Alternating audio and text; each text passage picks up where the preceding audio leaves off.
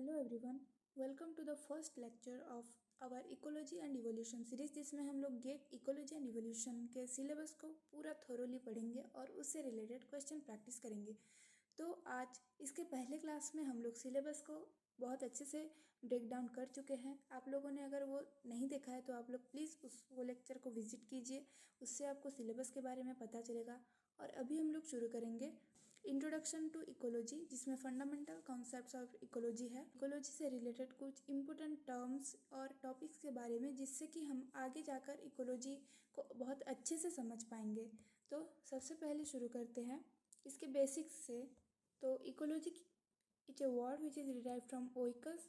ओइकस का मतलब होता है होम और लोगोस का मतलब होता है study. So it is the study of the relationship between all the organisms and abiotic components present in earth. So this study is called as ecology.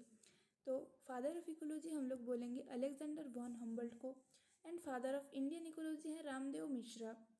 तो द टर्म इकोलॉजी आज given by Ernest हैकल। तो ये सारे नाम बहुत ज़रूरी है, आप लोगों को ये सब याद करना पड़ेगा। नाम मोस्ट इम्पोर्टेंट चीज़ है। फिर उसके बाद हम लोग देखेंगे the living planet. No organism survive in isolation. कोई भी ऑर्गेनिज्म ऐसे अकेले नहीं रह सकता है हमारी दुनिया में। Ecology studies the complex web of interaction between organisms and their surrounding. तो इकोलॉजी से हम लोग क्या पढ़ेंगे, जो एक ऑर्गेनिज्म और उसके सराउंडिंग्स में जो भी इंटरेक्शंस होता है उसके बारे में। और एनवायरनमेंट क्या है, environment is anything present in the surrounding that affects an organism through out it's life cycle. तो जो कुछ भी हमारे सराउंडिंग्स में है और वो हमको हमारे लाइफ साइकिल में इफ़ेक्ट करता है, उसका इफ़ेक्ट मतलब वो क्या इफ़ेक्ट करता है हमारे ऊपर, उसके बारे में उसको बोला जाता है एनवायरनमेंट। देन उसके बाद हम लोग देखेंगे एबायोटिक एंड बायोटिक फैक्टर्स। तो the environmental matrix an ecosystem consist of two primary types of factors that dictate the survival and distribution of life. तो दो मोस्टली फैक्टर्स प्रेजेंट रहते हैं। The first one is abiotic factor. The first one is abiotic factor which is non living factor, जिसमें कि आता है climate, topographic factor और edaphic factor. और second one is biotic factor, जिसमें कि हम लोग लिविंग ऑर्गेनिजम्स के इंटरेक्शंस को देखेंगे, जिसमें कि आता है प्रोड्यूसर्स, कंज्यूमर्स, डिकम्पोजर्स, ये सब आते हैं हमारे बायोटिक फैक्टर में। उसके बाद हम लोग देखेंगे लाइट जो कि बहुत ज़्यादा इंपॉर्टेंट फॉर्म ऑफ एनर्जी है, जो कि हमको सन से मिलता है। The form of energy light that we get from sun. Plants have evolved specialized strategies based on their sunlight requirement. हमारे दुनिया में जितने भी प्लांट्स हैं सबका रिक्वायरमेंट्स अलग अलग रहता है सनलाइट का। तो इसको बेस करके हमारे पास बहुत डिफरेंट टाइप्स ऑफ प्लांट हैं, जिसमें कि एक आता है हेलियोफाइट्स। हेलियोफाइट्स नाम से ही पता चलता है, जो कि light loving plants that thrive in direct solar radiation. And sciophytes are shade loving plants adapted to low light understories. तो हेलियोफाइट्स सोलर रेडिएशन उनको ज़्यादा ज़रूरी लगता है, और स्कियोफाइट्स वो कम लाइट कंडीशंस में रहना पसंद करते हैं। फिर उसके बाद हम लोग देखेंगे temperature and biological rates. So body size and heat loss, जो कि टेम्परेचर के ऊपर बहुत ज़्यादा ज़रूरी पैरामीटर्स है, body size and heat loss. The relationship between body size and surface area determines heat management. तो बॉडी साइज और सरफेस एरिया का जो रिलेशनशिप है वो हीट मैनेजमेंट को डिटरमाइन करता है। तो जैसे कि अगर किसी ऑर्गेनिजम्स का साइज़ बहुत लार्ज है, then large size gives rise to low surface area divided by volume ratio. तो यहाँ पर क्या होगा, हीट रिटेंशन होगा। अगर स्मॉल बॉडी साइज है तो high surface area divided by volume ratio में क्या होगा, हीट लॉस होगा। तो लार्ज साइज होगा तो हीट रिटेंट होगा, मतलब हीट लॉस नहीं होगा, हीट रह जाएगा। लेकिन अगर स्मॉल साइज होगा तो हीट ज़्यादा लॉस होगा। ठीक है। फिर उसके बाद एंडोथर्म्स जो ऑर्गेनिजम्स होते हैं उनके बॉडी में टेम्परेचर मेंटेन होकर रहता है, और एक्टोथर्म्स जो होते हैं उनके बॉडी में टेम्परेचर वेरी करते रहता है बेस्ड ऑन द एनवायरनमेंट। तो यहाँ पर एक रूल है वेंट ऑफ रूल, जो कि बहुत ज़्यादा ज़रूरी है। If temperature rises by 10 degree Celsius rate doubles in ectotherm. तो अगर बॉडी में 10 डिग्री भी टेम्परेचर राइज होता है तो उसका रेस्पिरेशन रेट डबल हो जाता है। तो ये वाला इक्वेशन को आप लोग याद रखना। बहुत ज़्यादा ज़रूरी है और इससे रिलेटेड न्यूमेरिकल्स भी आते हैं एग्ज़ाम में। नेक्स्ट हम लोग देखेंगे रेनफॉल डिसाइड्स वेजिटेशन। तो हमारे बायोस्फीयर में बहुत अलग अलग जगह हैं जहाँ पर कि रेनफॉल भी वेरी करता है। कई जगह पर रेनफॉल बहुत ज़्यादा होता है, कई पर रेनफॉल होता ही नहीं है। तो इसको बेस करके हमारे धरती में बहुत सारे अलग अलग वेजिटेशन है। अलग अलग वेजिटेशन होगा तो अलग अलग प्लांट्स भी उसमें रहेंगे, अलग अलग प्लांट्स रहेंगे तो उसमें अलग अलग एनिमल होगा। तो अभी हम लोग देखेंगे रेनफॉल कैसे वेजिटेशन को डिसाइड करता है। तो ट्रॉपिकल रेन फॉरेस्ट जहाँ पर बहुत ज़्यादा रेनफॉल होता है, मतलब साल भर ही उधर बारिश ही होती रहती है और वहाँ पर हम लोग डेंस डाइवर्स बायोमास देखने को मिलता है। देन आता है ग्रासलैंड। ग्रासलैंड में क्या होता है, 6 मंथ बारिश होती है, 6 मंथ नहीं होती है। और उसके बाद आता है डिजर्ट्स। डिजर्ट्स में रेनफॉल होता ही नहीं है, या फिर अगर होता भी है तो बहुत कम होता है, मतलब वो सफिशिएंट नहीं होता है। तो यहाँ पर हम लोग ज़ेरोफाइट्स प्लांट्स हमको देखने को मिलता है यहाँ पर। नेक्स्ट उसके बाद हम लोग देखेंगे topographic factor, is also called physiographic factors. तो टोपोग्राफिक फैक्टर्स में क्या होता है देखते हैं। Structure of an area including altitude and latitude significantly effects life. तो एक एरिया का जो स्ट्रक्चर होता है, एल्टीट्यूड लैटिट्यूड, वो सब भी एक लाइफ को इफेक्ट करते हैं। तो जैसे कि हम लोग देख सकते हैं, ये एक माउंटेन है और यहाँ पर बारिश हो रही है और यहाँ पर रेन शेडो इफेक्ट देखने को मिलता है। तो रेन शेडो इफेक्ट क्या है अभी मैं बताती हूँ। तो यहाँ पर हम लोगों को दो साइड्स देखने को मिलेगा। विंडवर्ड साइड्स में क्या होता है, ocean air hits mountain foothills, high rain happens. और लीवर्ड साइड में क्या होता है, dry air moves down the other side forming deserts. तो यहाँ पर क्या है, ये माउंटेन में जिस साइड में यहाँ पर क्लाउड से बारिश हो रही है, वो साइड में क्या होता है, ओशियन प्रेजेंट होता है। ओशियन उसी साइड में ही प्रेजेंट होगा जिस साइड में हमारा रेनफॉल होगा। ठीक है, ये बात आप मतलब याद कर लो, बहुत अच्छे से इसको याद कर लो। और इसको बोला जाता है विंडवर्ड साइड, इस साइड को। और इस साइड में क्या होता है, इसके ऑपोजिट साइड में इसको बोला जाता है लीवर्ड साइड। और यहाँ पर डिज़र्ट हमको देखने को मिलता है, लीवर्ड साइड में हमको डिज़र्ट देखने को मिलता है, क्योंकि यहाँ पर रेनफॉल नहीं होता है। इसलिए रेनफॉल हमेशा ओशियन के साइड ही होता है। मतलब ओशियन के पास में अगर एक माउंटेन हो तो जिस माउंटेन के जिस साइड में ओशियन है उसी साइड में ही बारिश होगी, उसका दूसरे साइड में डिज़र्ट देखने को मिलेगा। इस इफ़ेक्ट को बोला जाता है रेन शैडो इफ़ेक्ट। उसके बाद हम लोग देखेंगे सॉयल प्रॉपर्टीज़। तो soil, different type of soil है, उसमें मोस्टली ज़रूरी है सैंड और क्ले। और सैंड और क्ले में क्या क्या डिफरेंसेस है प्रॉपर्टी में, वो हम लोग देखेंगे। तो इसको मोस्टली बोला जाता है एडाफिक फैक्टर, जिसमें सॉयल कैरेक्टरिस्टिक्स आता है। तो देखेंगे सैंड और क्ले में क्या क्या डिफरेंस है, एडाफिक फैक्टर में क्या क्या डिफरेंस है। तो सबसे पहले पार्टिकल साइज, जो सैंड में होता है पार्टिकल साइज बहुत लार्ज होता है और क्ले में जो है वो स्मॉल होता है।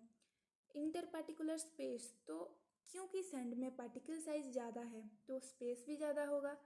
तो जैसे कि आप लोग देख सकते हैं, मैंने डायग्राम किया तो यहाँ पर आपको स्पेस बहुत ज़्यादा देखने को मिल रहा है। ये देखिए, ये स्पेस है, तो यही होता है सैंड में, यहाँ पर इंटर पर्टिकुलर स्पेस बहुत ज़्यादा होता है। वहीं पर क्ले में बहुत कम होता है, क्योंकि वहाँ का पार्टिकल साइज बहुत स्मॉल है, बहुत फाइन पार्टिकल्स है, इसलिए। देन हम लोग देखेंगे air content. Air content sand में ओब्वियसली हाई होगा, क्यों, क्योंकि उसमें स्पेस ज़्यादा है, इंटर पार्टिकल स्पेस उसमें ज़्यादा है, इसलिए। और एयर कंटेंट क्ले में लो है, क्योंकि उसमें पार्टिकल स्पेस ज़्यादा नहीं है, लो है, इसलिए। देन उसके बाद हम लोग देखेंगे water holding capacity. Water holding capacity sand का लो होता है, क्योंकि इसमें एयर ज़्यादा है तो वाटर उसको होल्ड नहीं कर पाता है।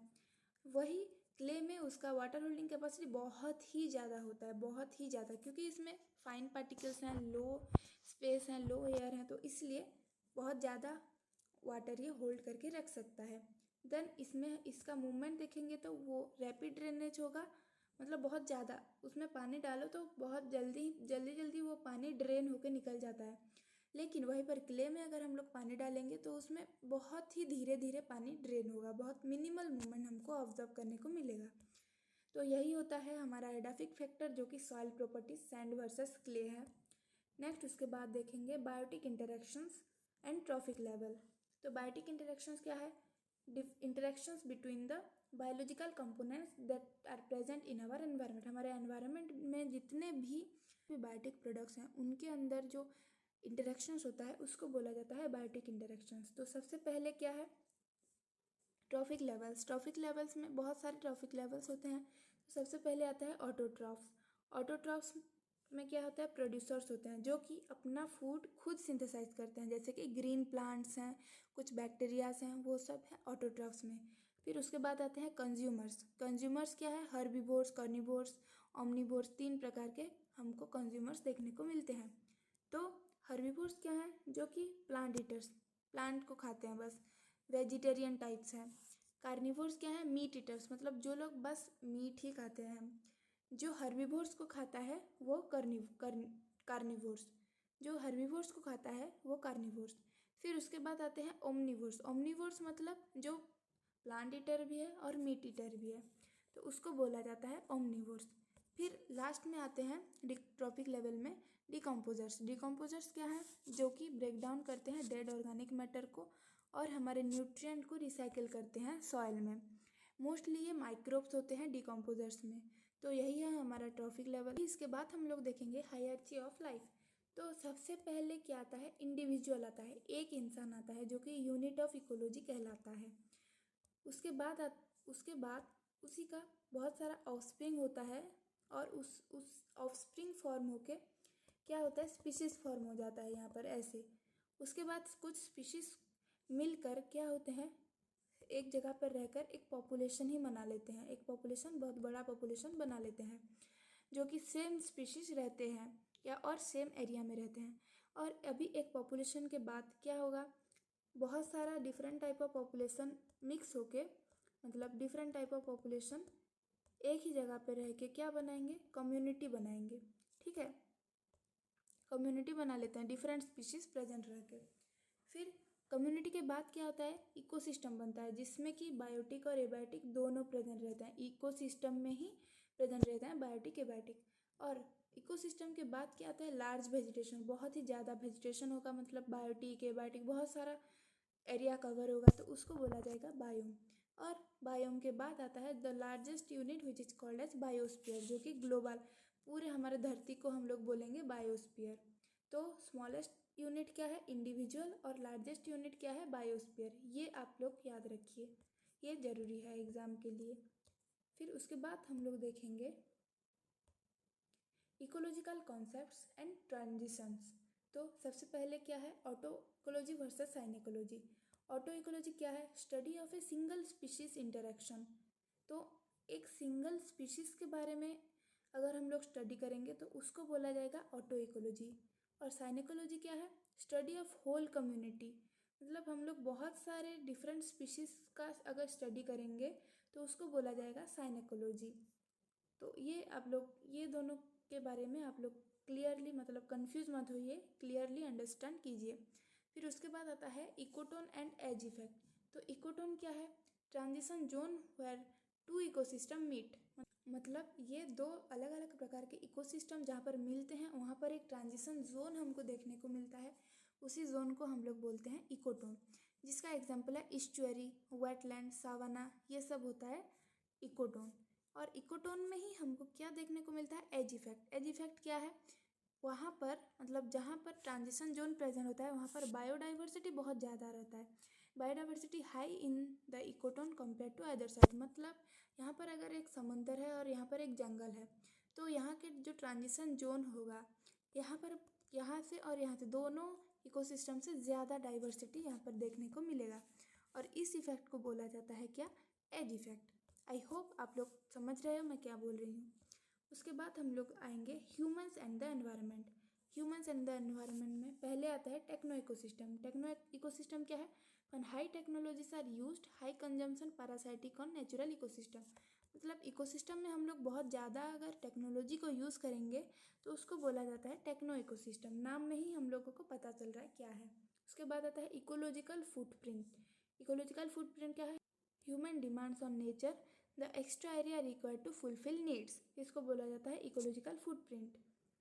नेचर में हम लोग क्या डिमांड कर रहे हैं, एक्स्ट्रा क्या डिमांड कर रहे हैं उसको बोलते हैं इकोलॉजिकल फुटप्रिंट। फिर उसके बाद आता है natural capital, benefits provided free of cost, जो बेनिफिट्स हमको फ्री ऑफ कॉस्ट में मिल जाता है, जैसे कि क्या रेनफॉल, पोलिनेशन, ये सब हमको फ्री में ही मिल जाता है, इसके लिए हम लोग कोई टैक्स देना नहीं पड़ता है नेचर को, तो उसको बोला जाता है नेचुरल कैपिटल। फिर उसके बाद आता है इकोलॉजिकल इक्विवेलेंट, जो कि unrelated organisms occupying similar habitats, मतलब एक ही हैबिटेट में अगर दो अनरिलेटेड ऑर्गेनिजम्स रहेंगे तो उसको बोला जाएगा इकोलॉजिकल इक्विवेलेंट, जिसका एग्जांपल है kangaroo in Australia versus kangaroo rat in Rajasthan, तो इसको बोला जाएगा इकोलॉजिकल इक्विवेलेंट। देन उसके बाद है देखेंगे इकेड और इकोटाइप के डिफरेंस के बारे में। इकेड को क्या बोलते हैं इकोफिन, और इकोटाइप को क्या बोलते हैं इकोलॉजिकल रेस। तो सबसे पहले हम लोग देखेंगे इसका जीनोटाइप। इकेड में जीनोटाइप आइडेंटिकल होता है, लेकिन इकोटाइप में चेंज होता है, जो कि परमानेंटली चेंज होता है, कभी भी आइडेंटिकल नहीं होगा। मॉर्फोलॉजी में क्या है डिफरेंट ड्यू टू हैबिटेट, अगर हैबिटेट ही डिफरेंट हो जाएगा तो उसका मॉर्फोलॉजी भी डिफरेंट होगा, यही यहाँ पर लिखा है। फिर मॉर्फोलॉजी इकोटाइप में भी वेरिएशन दिखाएगा। उसके बाद आता है हेरिटेबिलिटी, जो कि इकेड में नॉन हेरिटेबल है और इकोटाइप में हेरिटेबल है, जो कि जेनेटिक है। फिर उसके बाद रिवर्सिबिलिटी, इकेड में हम लोगों को रिवर्सिबल चेंजेस देखने को मिलता है और इकोटाइप में इरिवर्सिबल चेंजेस देखने को मिलता है। फिर उसके बाद आता है ब्रीडिंग। ब्रीडिंग में क्या इंटरब्रीडिंग पॉसिबल होता है इकेड में, और इकोटाइप में भी इंटरब्रीडिंग पॉसिबल होता है। तो यही है इकेड और इकोटाइप के बारे में। आई होप आपको ये लेक्चर पसंद आया होगा, आप लोगों को मेरा एक्सप्लेनेशन अच्छा लगा होगा। अगर आपको कोई क्वेश्चन या क्वेरी है तो आप लोग कमेंट सेक्शन में कमेंट कर सकते हैं, मैं ट्राई करूँगी आंसर देना। और अभी हम नेक्स्ट क्लास में इसके नेक्स्ट सिलेबस में जो कुछ भी है उसी को डिस्कस करेंगे। तो तब तक आप लोग ये लेक्चर देखिए, इसका नोट्स प्रिपेयर कीजिए और इससे रिलेटेड क्वेश्चंस कीजिए। अगर लेक्चर पसंद आया तो लाइक शेयर सब्सक्राइब ज़रूर कीजिए, सो दैट आगे के आने वाले लेक्चर्स भी आप लोगों से मिस ना हो और आप लोगों का गेट 2027 की तैयारी बहुत अच्छे से हो। तो thank you so much, take care.